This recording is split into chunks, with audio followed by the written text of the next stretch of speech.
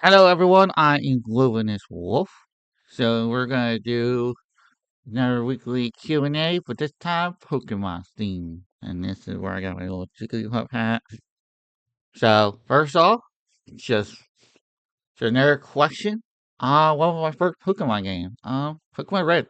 I remember getting it on my 10th birthday, and that was kind of like shoot all. I remember specifically asking Blue because I was a Squirtle fan, but I just know that my mom that at the time that all the sort had around the area, they mostly had red. I'm pretty sure most of the kids around me had blue, so it kind of did work out. But I eventually did get blue down the line for Christmas. Like I had both games eventually. So it really didn't like matter at the time, but I remember getting red did I pretty much like checked out at my birthday party. Like I did the cake, then like after all my friends left, I kind of just said bye bye. I'm out. That can do whatever I want. I was in my room playing games. Um, yeah. So like in terms of starters for those games specifically, I remember doing Charizard for red and Blastoise for blue, and then I had a friend of mine do the Bulbasaur. But I eventually had to use all my friends' Game Boy when I did the whole trading here and there between red and blue. Second question would be from a Discord is like, if I was a trainer, what would I classify myself as? One of those like bug boy, ace trainers, professors, stuff like that. I thought about this and it's very hard because I want to say ace trainer to a point because I think I would be a type of trainer that would literally just, learn about Pokemon, learn about battling, and eventually, do everything I can during my travel. Uh, I think that's what I would classify myself as. I don't think I would do anything more erratic as a professor, stuff like that. I don't think I would ever do that. I'll pretty much would be something like Ash. Like I would just go explore the world essentially with different Pokemon. Uh, so yeah, that would kind of would be my go-to. Um, what would be my favorite type? Or question number three. Um, I had always said I would love grass type, and that has so be the answer. I always love grass type, but I wasn't necessarily a grass type lover at first. I remember becoming grass type more when Johto came out because at the time I had pre-order silver. That was my first pre-order game ever. I got Cyndaquil, and honestly, with the anime, that kind of made me love grass type because I remember seeing Chikorita in action, and Chikorita had kind of grew on me. With her and Ash. And then I eventually got gold, and then I shoot Chikorita, and I kind of rolled that every generation games. I would always start with um grass type or one game, then the other would just be whatever my second favorite would be. Um, I always try to get two of the games. Sometimes I would occasionally just get one and then have people just send me the rest for the decks. But I have always mainly got every two game for generation games. Grass type, yeah, I always been a fan of grass type. I don't think I necessarily care. Like I have nothing bad against all type. I think I just like grass types more because I think I just like the vibe that they get. They're very much like all grass type have always been like a chill out vibe Pokemon. They never really necessarily like are aggressive. Some of them can look aggressive looking, but they're very much mellow out. Um, I remember doing with a C dot, and then eventually learning how you can evolve into that nice looking wood tree monster. Now I've got the name. It's only Pokemon. But my top my top favorite Pokemon though, I would say Rowlet. Rowlet, Bulbasaur are my top. Like I love Bulbasaur because it was the first Pokemon, you know, everything. But like I said, it's kind the anime and the game kind of go hand in hand. Cause like you play these games and you watch, the Ash journey, the anime, and they kind of bring those Pokemon to life that you normally don't see in the game. So like when Ash had the Bulbasaur, um, never really evolved, ever. So you kind of like, okay, now I like Bulbasaur. Like this tough tough act, this little dude could do so much, but like I definitely like, Ivysaur, Venusaur, um, the Bulbasaur line. Rowlet was the same way. Rowlet was a little bit different. It was the fact that I liked the design outright when they revealed it. Like I thought it was the most derpiest little dude ever.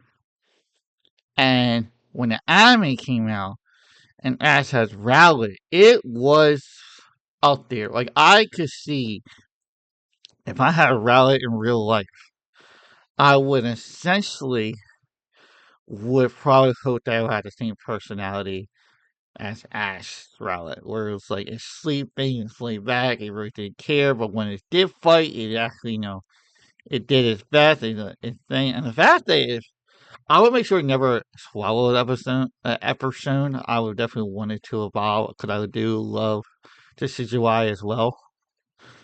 But the fact that it couldn't evolve due to that reason is definitely it's right there. I like the personality and the route, its design overall, especially with the second evolution and the CGI, everything about it. Love it.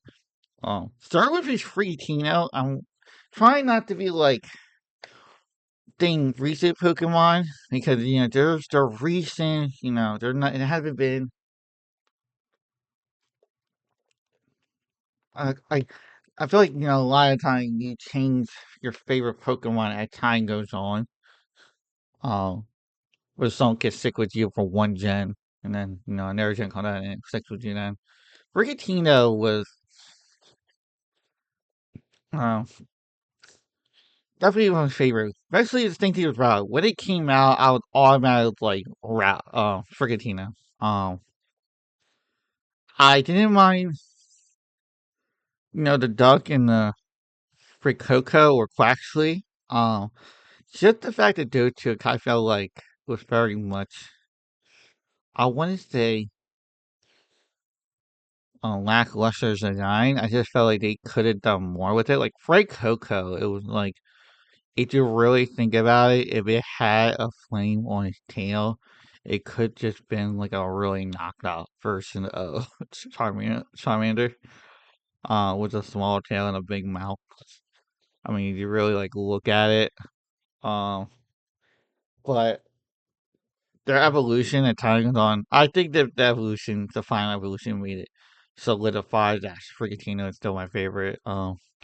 I always have been a fan of being like a jester like character. I never would feel like a main character energy, I would say. Side character or, character that comes in and out. Um, Frigatino, Evolution Line, and then going to Malferrata at the end.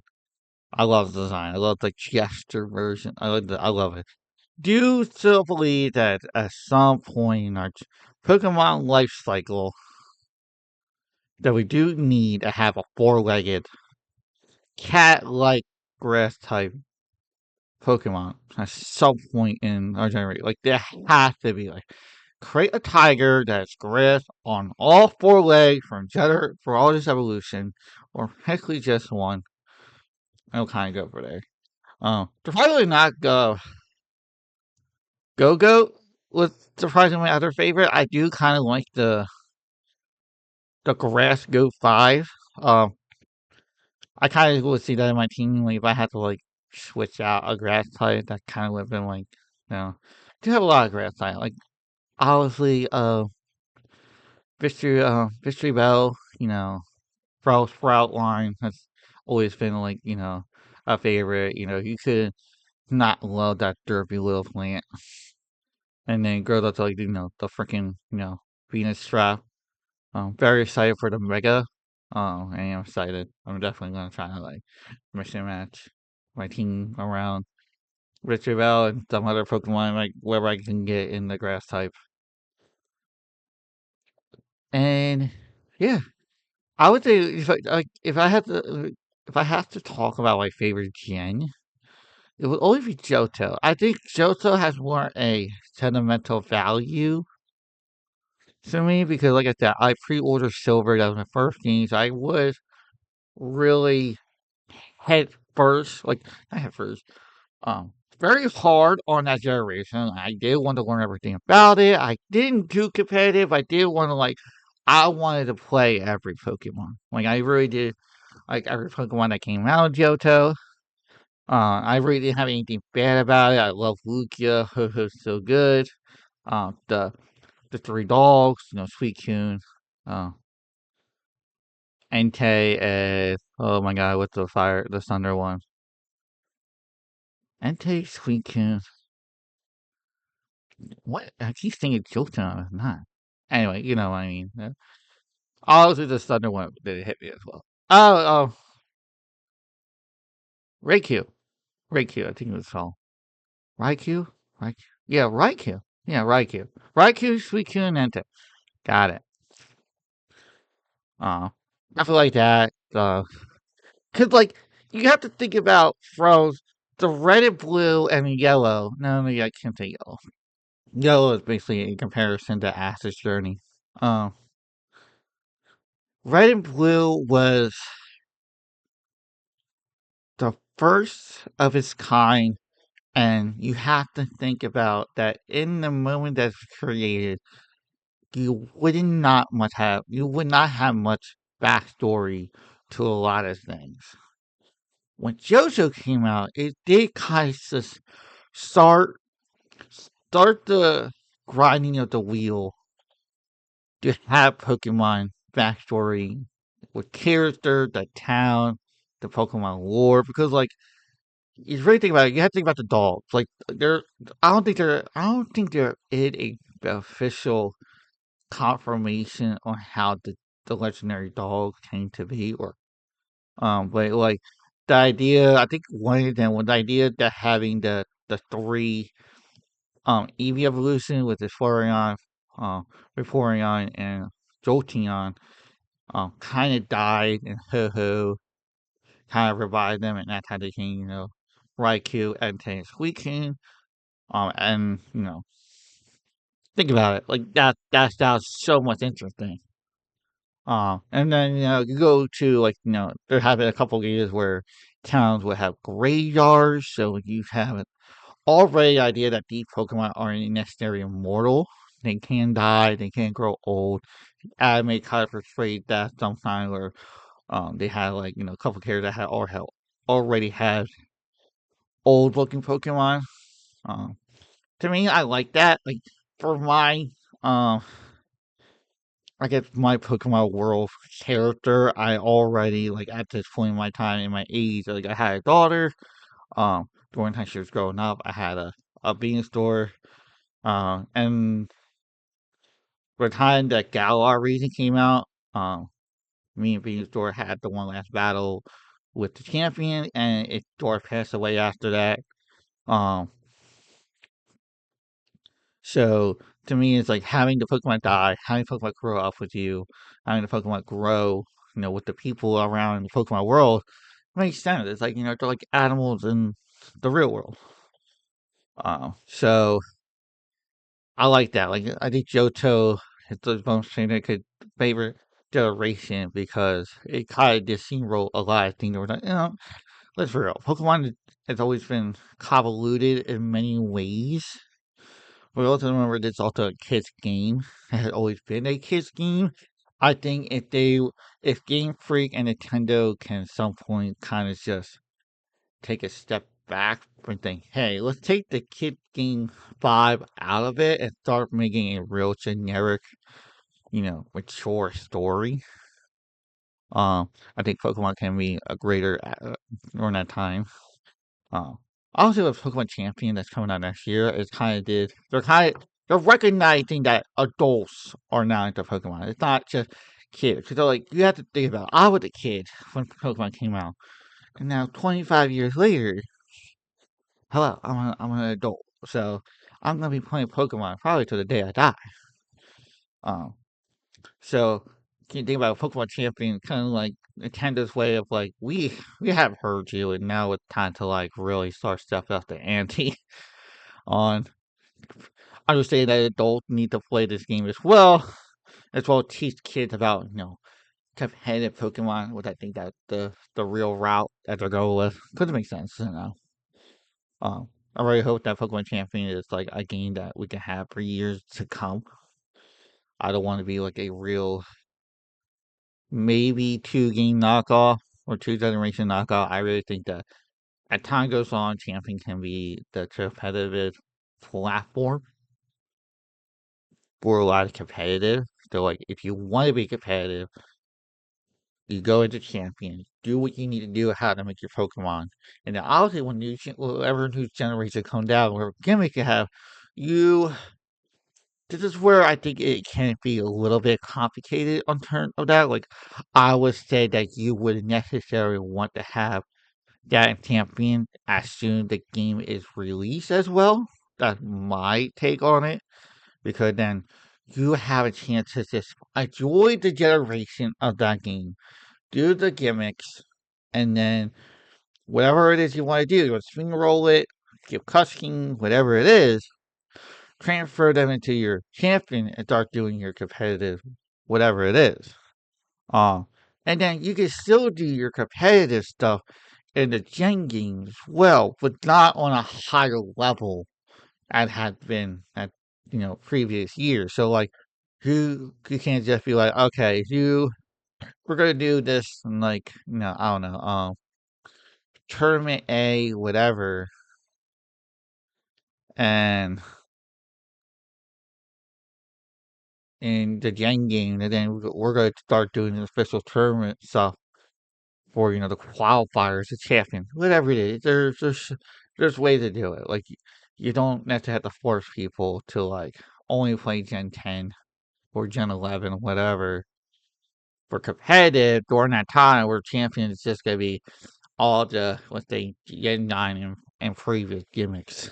Um, so it's very much like a hit and miss. Like it really had nothing about it. No, nothing about it. It's gonna be fun.